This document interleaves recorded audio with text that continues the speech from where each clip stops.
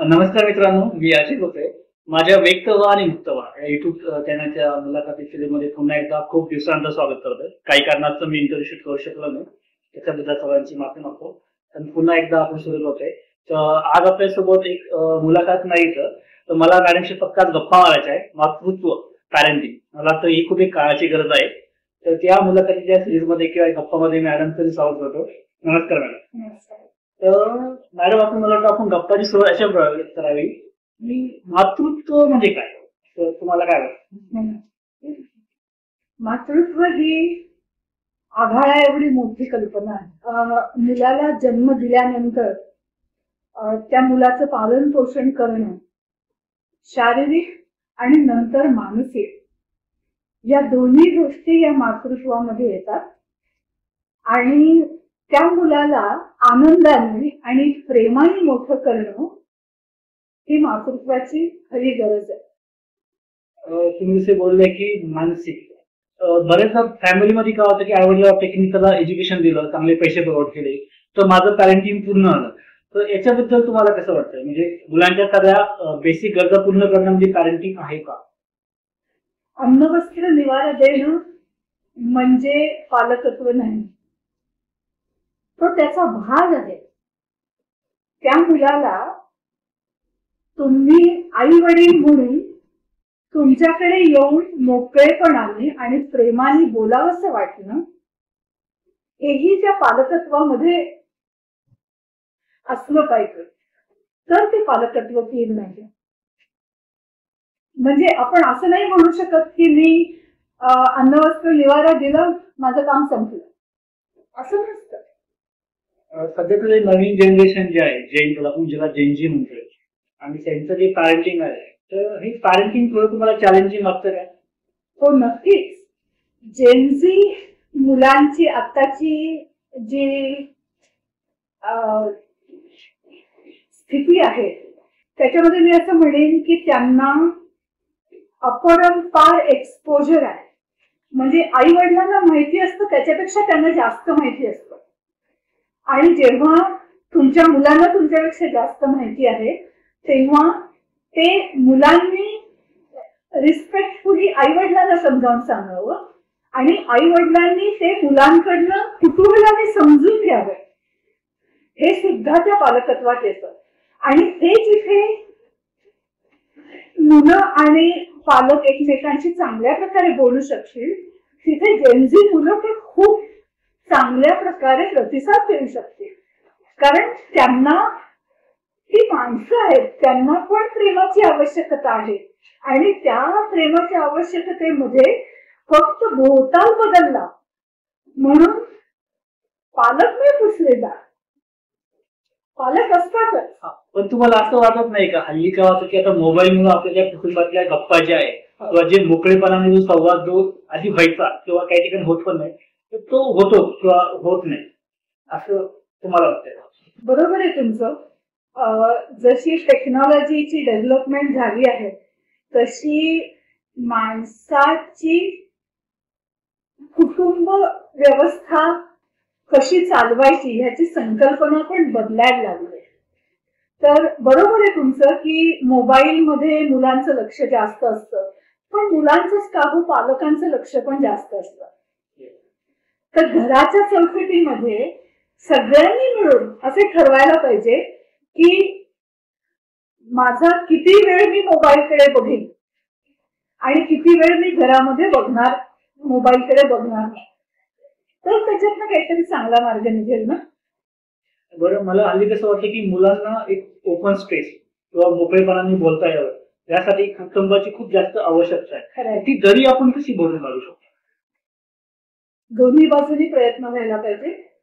मला असं वाटतं की मी जे मगाशी म्हणाले की भोवताल आपला बदलला आहे, तर त्या बदलाचा वेग फार जास्त आहे. तर त्या बदललेल्या गोष्टी ज्या मुलांना माहिती आहेत त्या त्यांनी आई वडिलांना समजावून सांगितल्या पाहिजे.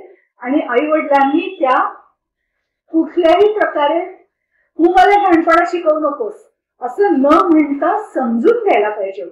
कारण खरोखरच आई वडील जेव्हा त्यांच्या वयाच्या त्या मुलांच्या वयाचे होते तेव्हाची परिस्थिती आणि आताची परिस्थिती याच्यात जमीन आसमानाचा फरक आहे.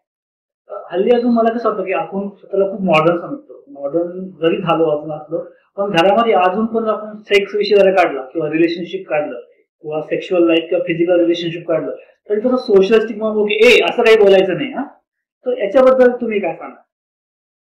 मी असं सांगेन की आपलं शासन सेक्स एज्युकेशन शाळांमध्ये द्यावं याच्यासाठी प्रयत्नशील आहे. त्याला पुरेसं यश नाही, पण सेक्स एज्युकेशन मुलांना देणं हे अत्यंत आवश्यक आहे.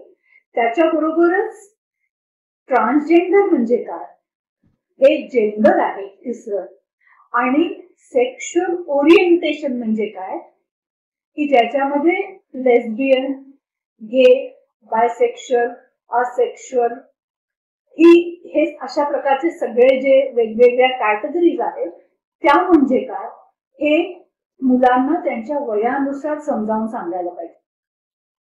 म्हणजे मला असं वाटतं की अजून जरी शाळेत जरी सुरू झालं नसं तरी घरामध्ये असं एक स्पेस असावं की जेणेकरून मुलांना त्यांच्याबद्दल मोकळपणाने बोलतात. किंवा मी असे बरेचसे मुलं बघितले की जे 10वी 11वीला आहे ते एचआयव्ही पॉझिटिव्ह झालेले आहे किंवा त्यांना एसटीडी आहे, पण ते आपल्या पालकांना सांगू शकत नाही.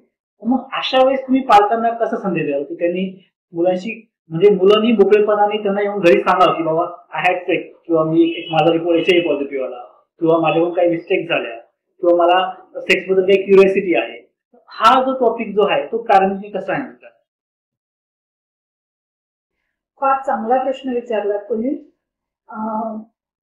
आपल्या भारतामध्ये सेक्स विषयी बोलणं हे पुष्कळ मोठ्या प्रमाणावरती टॅबू असलेली गोष्ट आहे की त्याच्याविषयी बोलू नका असं मानलं जातं. पण आता परिस्थिती बदलली आहे. जसं शाळांमध्ये मुलांना शिकवावं अशी आपली इच्छा आणि अपेक्षा आहे, तसं आई वडील हे त्या मुलांसाठी सगळ्यात मोठी सेफ स्पेस आहे. तर आई वडिलांना जर माहिती नसेल की हा विषय कसा बोलायचा मुलांशी, तर आई वडिलांनी याच्यासाठी काउन्सिलिंग घ्यावं की आपल्या मुलांना हे समजावून सांगण्यासाठी किंवा त्यांना जर त्याविषयी काही शंका असतील तर त्यांनी त्या विश्वासपूर्वक आई वडिलांशी बोलण्यासाठी मी कसं बोललं पाहिजे माझ्या मुलाशी हे आई वडिलांनी समजून घ्यायला पाहिजे. बरं, तुमचा सेक्स एज्युकेशन संबंध केव्हा आला? म्हणजे आता तुमच्या त्या काळामध्ये पण एवढे काही आयडेंटिटी बद्दल माहिती नव्हती. हा, सेक्स एज्युकेशन मी शाळेत असताना शिकवलं नाही जायचं. आमच्या इयत्ता 7वीतल्या वर्ग शिक्षिकांनी आम्हाला मासिक पाळीविषयी माहिती दिली होती. पण सेक्स एज्युकेशन वरती काम करायला पाहिजे याच्यासाठी पुण्यामध्ये काही संस्था काम करतात असं मला माहिती होतं. त्याच्यासाठी थोडंसं मी माझ्या कामाची माहिती देते तुम्हाला. मी 2008 सालापासून स्टडी अब्रॉड नावाच्या एका फील्डमध्ये काम करते की ज्याच्यामध्ये अमेरिकन विद्यार्थी भारताविषयी शिकायला येत असत. एक सेमिस्टर किंवा समर प्रोग्राम म्हणजे छोटा जून जुलै मधला प्रोग्राम असं करायला की मुलं यायची. तुम्हाला माहितीये की अमेरिका आपल्यापेक्षा काही विषयांमध्ये जास्त प्रगत आहे. तशी त्या अमेरिकेतल्या मुलांना त्यांच्या सेक्शुअल ओरिएंटेशन विषयी माहिती असायची. तर मी या प्रोग्रामची डायरेक्टर होते. तर येणाऱ्या मुलांना सपोर्ट करणं हे माझं काम होतं. त्यासाठी मी त्या कन्सेप्टचा अभ्यास केला आणि म्हणून मला 2008 सालापासून LGBTQ विषयी त्याचे बेसिक कन्सेप्ट, त्या मुलांच्या गरजा काय असतात, त्यांच्याशी कसं बोलायला लागतं, त्यांना कुठे एकटं वाटतं, त्यांना कुठे सुरक्षित वाटतं, त्यांच्यासाठी सेफ स्पेस म्हणजे काय, त्या सगळ्या गोष्टी मी तेव्हा शिकले. बरोबर, तुमच्याबद्दल हे पण ऐकलं होतं की तुम्ही क्युअर पीपलसाठी जे पॅरेंट्स लोक जे आहेत तर त्यांच्यासाठी तुम्ही एक हेल्पलाईन चालवता किंवा त्यासाठी सपोर्ट ग्रुप चालवता. त्याबद्दल थोडी माहिती सांगाल का? हो, स्वीकार हा क्विअर मुलांच्या पालकांचा मुंबईमध्ये एस्टॅब्लिश झालेला ग्रुप आहे.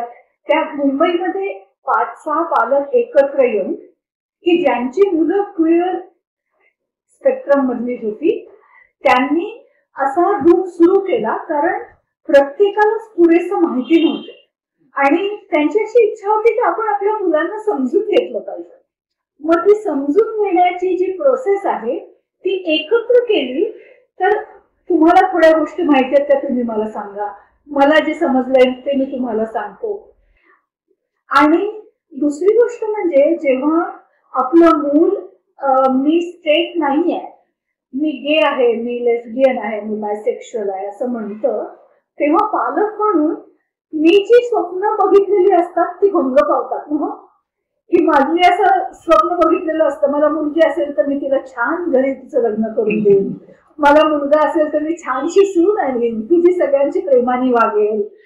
आणि मुलगा जेव्हा सांगतो की आई मी गे आहे, किंवा मुलगी जेव्हा सांगते आई मी लेस्बियन आहे, तर तेव्हा आता पुढे काय असं पालकांना वाटतं. आणि मग त्याचं दुःख येतं, त्याचं भय येतं, आपल्या मुलांचं कसं होईल असं वाटतं. तर हे जन्मापासून असलेली गोष्ट आहे आणि त्यामुळे आपण त्यांना सपोर्ट करूया आणि तसंच आपण एकमेकांना पण सपोर्ट करूया. या कल्पनेतून स्वीकार हा ग्रुप सुरू झाला. 2017 सालच्या बिंदू माधव खिऱ्यांनी सुरू केलेल्या प्राईड मध्ये मी पहिल्यांदा चालायला गेले माझ्या मुलासोबत. आणि तिथे हरीश अय्यर म्हणून मुंबई मधला एक क्विअर ऍक्टिव्हिस्ट आहे, त्यांनी माझ्या हाताला धरून चला आणि मी तुम्हाला माझ्या आईची ओळख करून देते असं म्हणून त्याच्या आईशी ओळख करून दिली. आणि त्यांनी मला स्वीकार या ग्रुप विषयी सांगितलं आणि म्हणून म्हटलं अरे वा, आपण पुण्यामध्ये पण हे काम सुरू करू. आणि तेव्हापासून मग स्वीकारचा पुण्यातलाही ग्रुप आम्ही सुरू केला आणि आम्ही पालकांना भेटतो, एकमेकांच्या बरोबर बोलतो, एकमेकांची सुखदुःख वाटून घेतो. बरं, मुलांनी लग्नच करावे का हा विषय तुम्हाला कसा वाटतो?